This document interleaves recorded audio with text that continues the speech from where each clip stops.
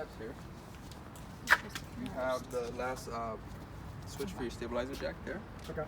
And then inside the front compartment here, you have your starter kit, which pretty much, as you can tell right there, the picture pretty much just has everything you'll need, right? Like sewer hose, a little sample pack of gloves, TP, some toilet products, and I do believe you have the 30 to 15 adapter, a pressure reducer, and a little level.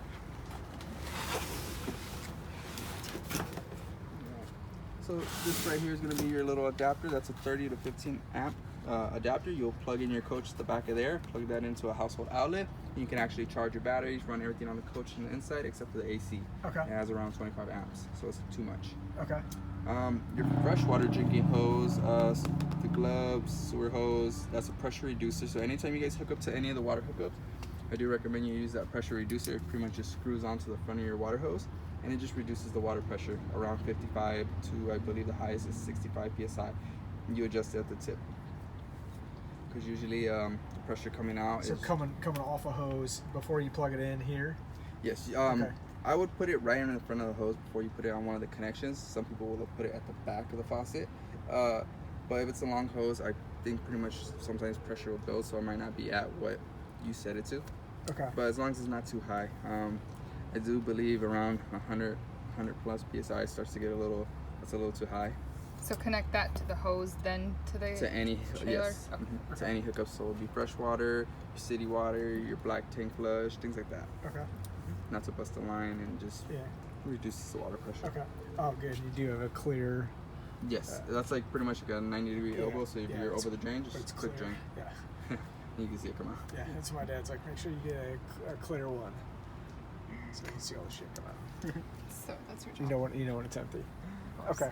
Guys, that's the hose. That's gonna be a little level. Oh, okay, got it. A lot of people like to put it in the front of the trunk jack or right there, pretty much right below it. Yeah. Just to get an idea of how level you are. Yep. But that's pretty much it. One last thing on this side will be your awning. I wish I could show you guys.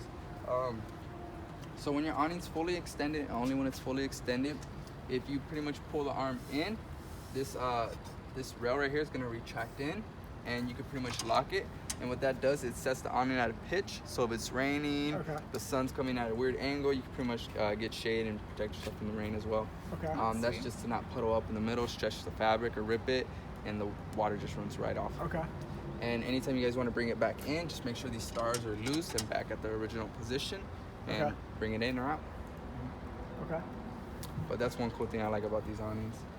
Other than that, you got the LED lights, the speakers, little things like the appliances, water heater, furnace, and refrigerator. And yeah, if you guys had any questions about anything on the outside, now would be the time to ask. If not, we can step in and I'll show you the rest of the features. No, I think that's good right now. Your steps fold in. Right now I took out the pin because we're at a weird level, so they have to be overextended. There's not even holes to for that adjustment, so no worries, the pin should be in there. And also, yeah, that's where the legs are like that. Okay. And I guess we'll step in and I'll show you the rest of the features. Are these the new legs? Because when we were looking at it, they were, what's his name? John. John. They were short, so they were like dangling.